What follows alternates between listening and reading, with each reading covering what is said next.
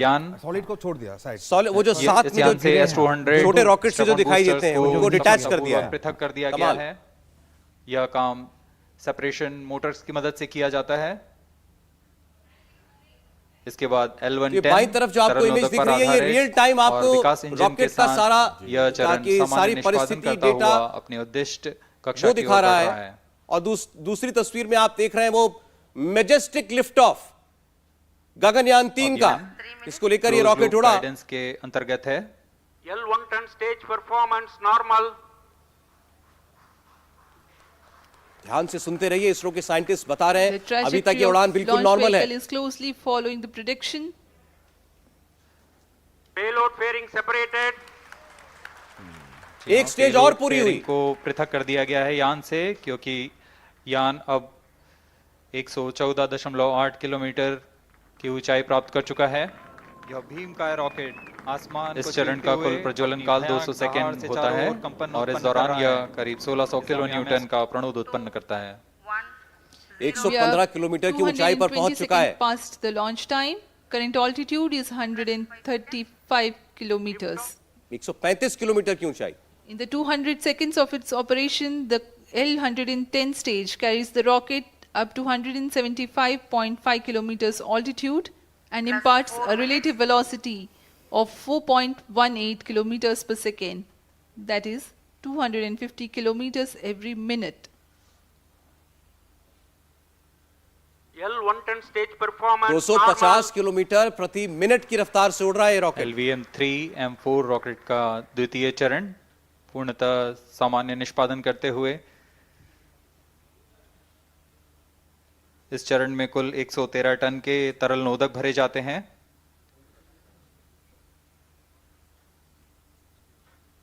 N2O4 तथा UH-25 अर्थ storable propellant को ईंधन के रूप में प्रयोग किया जाता है इस चरण में।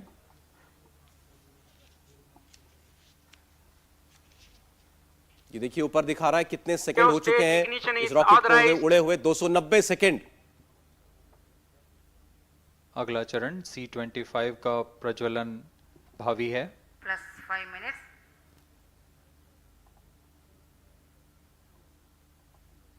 और अब शायद क्रायोजेनिक स्टेज आती है सर, लास्ट स्टेज, क्योंकि एटमॉस्फेयर नहीं है तो टेम्परेचर बहुत कम है, तो ये नॉर्मल फ्यूल तो काम करेगा। तो नेक्स्ट वाला That's स्टेज a चालू piece हो of गया। really good news that the third stage has started its operation. The C-25 stage has been ignited.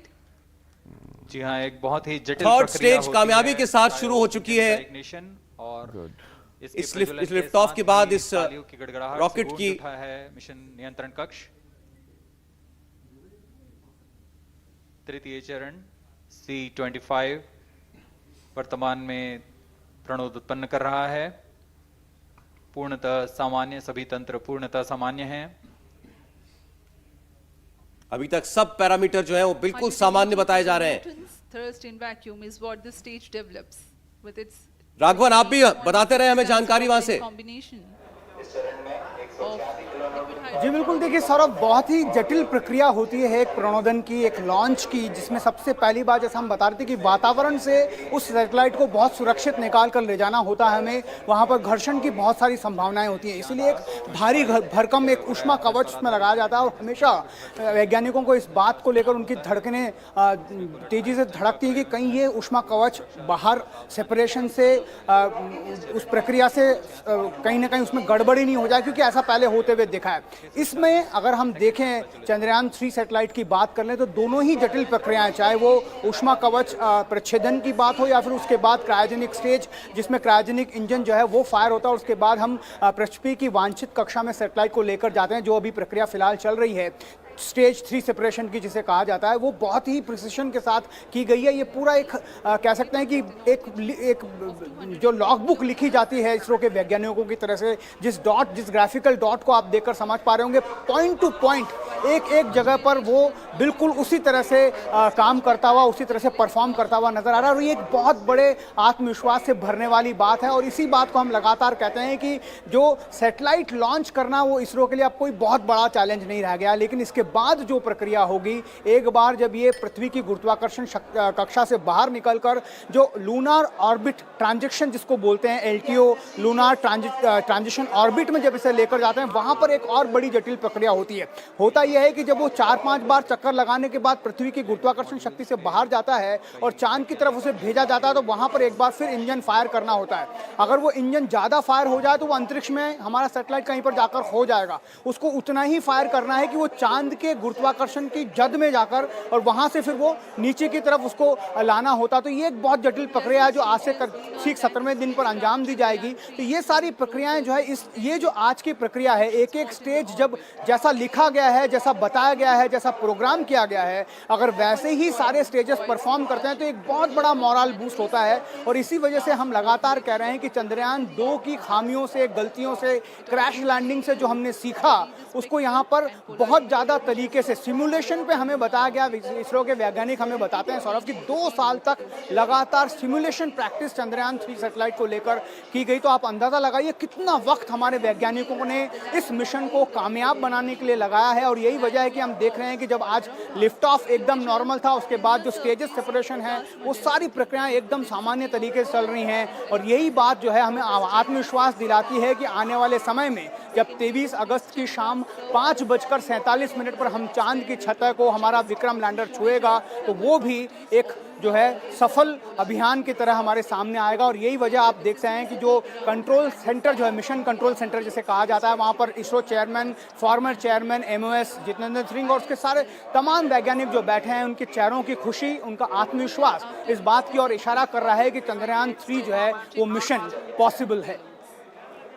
Mission possible है, मिशन कामयाब है। और अभी जबरदस्त तरीके से आपने लिफ्ट ऑफ होता हुआ देखा। और देखिए लाइव तस्वीर में आपको इसरो से जो आ रही है उसमें पता चल रहा है कि लिफ्ट ऑफ बिल्कुल ठीक है, जो ट्रेजेक्टरी होनी चाहिए थी, जो सारे पैरामीटर होने चाहिए थे, मानक होने चाहिए थे, बिल्कुल उन्हीं मानकों पर ये रॉकेट चल रहा है इस वक्त। अभी लेकिन दूरी बहुत तय करनी है इस रॉकेट को। लेकिन सर पहले बहुत बधाई आप लोगों को इस जबरदस्त टेक ऑफ के ऊपर, लिफ्ट ऑफ के ऊपर। जी बिल्कुल, और सबको बधाई, सबको और इसरो को खास तौर पर बधाई जी सारे साहब। लेकिन अभी यहाँ से कई दिनों तक अभी इस रॉकेट को अभी 16 मिनट और इस ऑर्बिटर को इसकी चक्कर लगाने है, लगभग 16 मिनट की। और जो हमारा प्रोपल्शन मॉड्यूल है वो जो अर्थ का जो जियो स्टेशनरी जो ऑर्बिट है उसमें इसको पहले पहुंचना है और वहां से फिर ये 5 चक्कर। अभी ये पृथ्वी की कक्षा में पहुंचा नहीं है ना, अभी नहीं, अभी रास्ते में है। 16 मिनट का टाइम है लिफ्ट ऑफ से 16 मिनट बाद ये पहुंच जाएगा कक्षा में, चक्कर लगाने लगेगा पृथ्वी के। तब उसका ये जो ऑर्बिटर है इससे भी सेपरेट हो जाएगा, क्रायोजेनिक भी हट जाएगा तब। अच्छा, रॉकेट हट जाएगा उसके बाद? हाँ बिल्कुल, रॉकेट का कोई काम नहीं, रॉकेट का कोई काम नहीं रह जाएगा। 16 मिनट इसमें लगेंगे, यानी जब से शुरू हुआ ये लॉन्च उसके बाद से 16 मिनट तक ध्रुवीय सतह के आसपास की थर्मल प्रॉपर्टीज का मापन करेगा। और फिर वहां अर्थ की ऑर्बिट पे पहुंचने के बाद, पृथ्वी की कक्षा में पहुंचने के बाद फिर ये चक्कर लगाना शुरू करेगा और अपने चक्कर को और बड़ा करता जाएगा। पार्किंग ऑर्बिट भी बोलता है इसको, जियो स्टेशनरी के आसपास में होता है और अराउंड 365,000 किलोमीटर।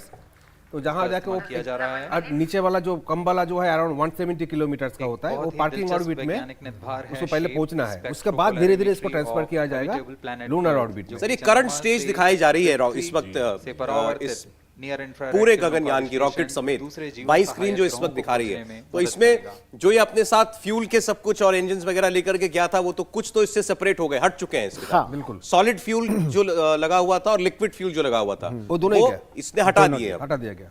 अब एक क्रायोजेनिक चल रहा है, ये भी हट जाएगा। क्रायोजेनिक क्या होता है सर, टाइप ऑफ फ्यूल?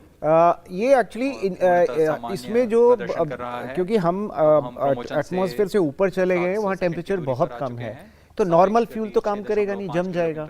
तो इसमें हम अलग किस्म का फ्यूल है और ये इंजन भी अलग किस्म का होता है। आपको याद हो कि क्रायोजेनिक इंजन सुनते हैं हम लोग। हाँ, रशिया ने मना कर दिया था क्योंकि ये हमारा डिफेंस में भी यूज हो सकता है। तो उन्होंने बोला कि आप स्पेस प्रोग्राम के बदले अगर अपना डिफेंस में यूज कर लें तो उन्होंने नहीं दिया था, इसीलिए हमारे ये प्रोग्राम थोड़े डिले हुए थे। अब ये पूरा प्योरली इंडिजिनस है, हमने खुद बना लिया ये क्रायोजेनिक फ्यूल इंजन। तो अब हमारी बाहर के किसी भी देश पे सैटेलाइट लॉन्च करने तक, उसको उसकी कक्षा तक ले जाने तक हमारी कोई डिपेंडेंसी किसी देश के ऊपर नहीं है। पूरी तरीके से The lander legs स्वदेशी are ये designed to टेक्नोलॉजी be है robust हमारी। enough to सर ये thrive फ्लाइट in पैरामीटर्स देखिए राइट साइड पर अभी आपको cameras स्क्रीन के are दिखाई दे tuned रहे to हैं। take pictures ahead इसको of अगर landing थोड़ा सा अगर आप and लोग enable एक्सप्लेन कर सकें, intelligent शायद ऊपर जो है वो decision-making सेकंड्स for चल रहे choice हैं। of best location See, to अभी land, तक जो हुआ it avoiding craters picture and picture rollers perfect, on yes, hard सब कुछ। surfaces. पहले आपका सॉलिड गया, सॉलिड के बाद Successive आपका लिक्विड pictures चालू will हुआ, also लिक्विड enable चला the गया, craft फिर उसके बाद to क्रायोजेनिक determine चालू हुआ। its एवरीथिंग orbital मतलब जिस टाइम में इसको vertical शुरू होना था velocity, सही टाइम में real शुरू time. हुआ है, ठीक है। अभी इसको पावर दे के धीरे धीरे ऑर्बिट में उसको पहुंचाएगा। पहुंचने के बाद पहले एक ऑर्बिट कितना दूर तक, then due to the earth gravity it will धीरे धीरे इसको फॉल करेगा। मतलब आप देखोगे ना, थोड़ा इलिप्टिकल ऑर्बिट होता है, ऐसा नहीं है जो राउंड वाला ऑर्बिट, सर्कल जैसा नहीं होता। सर्कल जैसा नहीं होता है। आप इसको अर्थ दे के आप इसको दूर में भेजते हो, एंड तक पहुंचते पहुंचते इसकी स्पीड कम हो जाता है, फिर ड्यू टू अर्थ ग्रेविटी धीरे धीरे कम हो जाता है, नजदीक में आ जाता है। तो ये फिर नजदीक में आने के बाद फिर इसका स्पीड बढ़ जाता है, फिर इसको आगे दूसरा कक्ष में भेजना पड़ता है। सर ऑल्टीट्यूड देखिए 175 किलोमीटर की ऑल्टीट्यूड पर है, ऊंचाई पर है। की ऊंचाई 175 किलोमीटर धरती से ऊपर पहुंच चुका है रॉकेट इस वक्त। गजब की तस्वीर होगा, बट मुझे I am not very sure whether this is live और नॉट। ये this is not live, this is not live. No no no, ये तो शुरू का ही पिक्चर। सर जो पैरामीटर दिखा रहे हैं ना वहां पर, वो पैरामीटर लाइव आ रहा है। पैरामीटर लाइव है, पैरामीटर लाइव। राइट साइड में आप जो देख रहे हो दैट इज नॉट लाइव, वो दिखेगा ही नहीं। ये तो शुरुआती टेक ऑफ की तस्वीर है, ये लिफ्ट ऑफ की तस्वीर है। ये जो पैरामीटर अब आ रहे हैं ये लाइव बताए जा रहे हैं। उचित अभिवृद्धि प्राप्त कर चंद्रयान 3 को यान से पृथक कर दिया जाएगा। ये तो पुराना ही दिखा रहे हैं। चंद्रयान 3 को LVM-3 M4 द्वारा इलिप्टिकल पार्किंग ऑर्बिट में लॉन्च करने के पश्चात 170 किलोमीटर की पेरिजी पर क्रमशः 5 बार मैन्यूवरिंग कमांड दिया जाएगा। 175। 5वीं बार में यह पृथ्वी से चंद्रमा की ओर प्रस्थान करेगा, जिसे हम ल्यूनर ट्रांसफर ऑर्बिट के नाम से जानते हैं। फिर 5 अगस्त 2023 को लगाएगा, चंद्रमा की 5वें कक्षा चक्कर में प्रवेश करेगा, चांद की तरफ और बढ़ फिर जाएगा। क्रमशः 5 अपने बच्चों को कभी एक छोटा पत्थर जो है धागे में बांध के घुमाते हुए किया है सर, देखा है, और जब आप उसको छोड़ते हैं तो वो दूर जाके गिरता है ना, ऐसे ही यहाँ पे होने उचित वाला समय है। और बड़ा बेसिक साइंस है, बट बहुत डिफिकल्ट टू अचीव।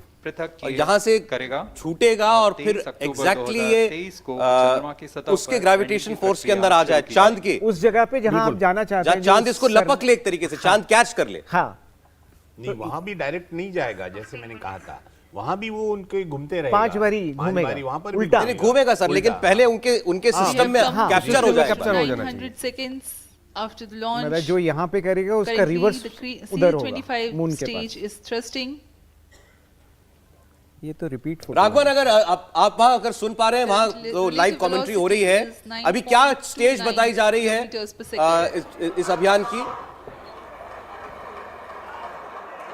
देखिए सौरभ, जो तालियों की गड़गड़ाहट आप मेरे पीछे सुन पा रहे होंगे, इससे आपको अंदाजा लगा सकते हैं कि हर जो स्टेजेस जिसको देखिए एक बार फिर अब यहाँ पर शोर आपको इस बात का आत्मविश्वास दे रहा है, इस बात का हौसला दे रहा है कि जो इंटेंडेड ऑर्बिट था, जो पृथ्वी की वांछित कक्षा थी 170 गुणा 35,500 किलोमीटर अंडाकार, उसमें जो चंद्रयान 3 सैटेलाइट है वो हमारा स्थापित हो गया है। अब अगले 2 दिन में पहला मैनूवर, जिसे ऑर्बिट रेजिंग मैनूवर कहा जाता है, क्योंकि इसे अब पृथ्वी की कक्षा से हमें बाहर निकालना है, वो शुरू होगा। जिस तरह के प्रिसिशन के साथ ये यहाँ पर मिशन को अंजाम दिया गया है, जो लिफ्ट ऑफ मिशन जिसे हम कहेंगे पहला चरण है, हमने वो जो है 100% सफलता उसमें प्राप्त कर ली है। और ये जो तालियों की गड़गड़ाहट, Chandrayaan 3 mission accomplished, handing over to mission director. ये देखिए, ये वो सेपरेट हो रहा है आपका चंद्रयान डायरेक्टर कक्षा में स्थापित हो चुका है। M4 Chandrayaan mission accomplished its precise satellite injection conditions. LVM-3 M4 mission is successful. Jai Hind. The launch has also added a feather in the cap of LVM-3 rocket. You can watch the jubilant congratulatory gestures of ISRO scientists in the Mission Control Center. जी हाँ, चंद्रयान को सफलतापूर्वक अंतक्षेपित कर दिया गया है, लेकिन चंद्रयान 3 की यात्रा अभी जारी है।